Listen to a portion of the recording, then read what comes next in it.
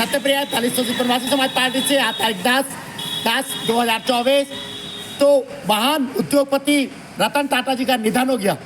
उनकी श्रद्धांजलि में पहले मेरे दो ये शब्द सुनिएगा कविता के। कहते एक मुट्ठी पारसी हैं, एक मुट्ठी पारसी हैं और कामिल हैं अनेक, आरती कैसे उतारूं ओ वतन के पारसी, एक नाना एक भावा और मानक सा बक्से हैं अनेक।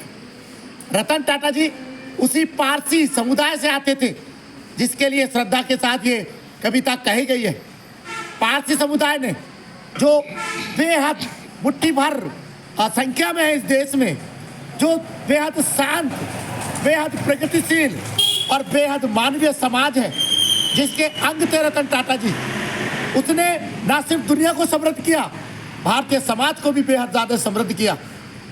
ये परंपरा नाना भावा और मानकता की, रतन टाटा की इस समृद्ध समाज का प्रतीक है। रतन टाटा जो एक बेहद उच्च श्रेणी के नेतृत्व करता है उद्योग क्षेत्र में और गुणवत्ता के, लीडरशिप के, मानवीयता के और राष्ट्रवाद के प्रखर प्रवर्तक भी बन के उभरे हैं देश में। औद्योगिकरण के युग में जब सारी दुनिया भारत को उद्योग के रूप में जानती भी नहीं थी, तब टाटा एकमात्र ब्रांड था जो सारी दुनिया में भारतीय उद्योग की पहचान थी। पीढ़ियां गुजर गई, 150 साल पुराने इस उद्योग के इतिहास में पीढ़ियां गुजर गई, बस टाटा का आप नाम लीजिए, लोग आंख मूंद के विश्वास कर लेते हैं।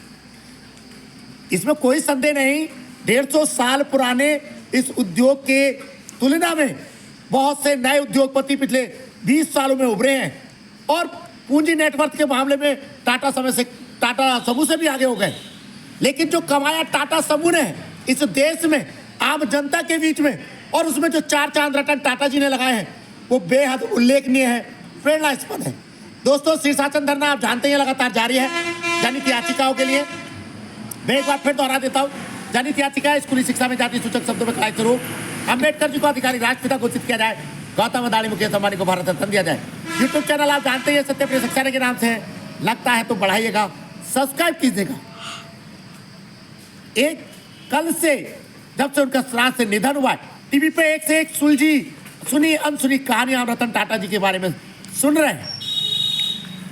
अनंत कहानियां हैं उनकी मानवीय दृष्टि की, उनकी देश के प्रति समर्पण की, उनकी दूरदृष्टि की।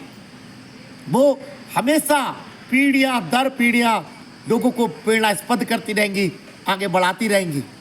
पैसा, वो कह रहे थे कि पैसा सर पे नहीं जेब में होना चाहिए, और पैसा कमाना अपने लिए नहीं, उसका खर्च होना दूसरों के लिए भी खर्च हो, दूसरों के कल्याण में खर्च हो, तब पैसे कमाने का कोई अर्थ है। अपनी आय का 66% इस देश को आम लोगों के लिए खर्च कर देना हर साल बेहद बड़ी बात होती है, और ये कब सब कुछ रतन टाटा जी ही कर सकते हैं। दोस्तों, मैं विनम्र श्रद्धांजलि पूरी देश की तरफ से उनको देता हूँ। रतन टाटा जी को हमेशा उन्होंने जितना दिल भारतीयों के दिल में जगह बनाई है, प्रेरणास्पद रहेगी। धन्यवाद, नमस्कार।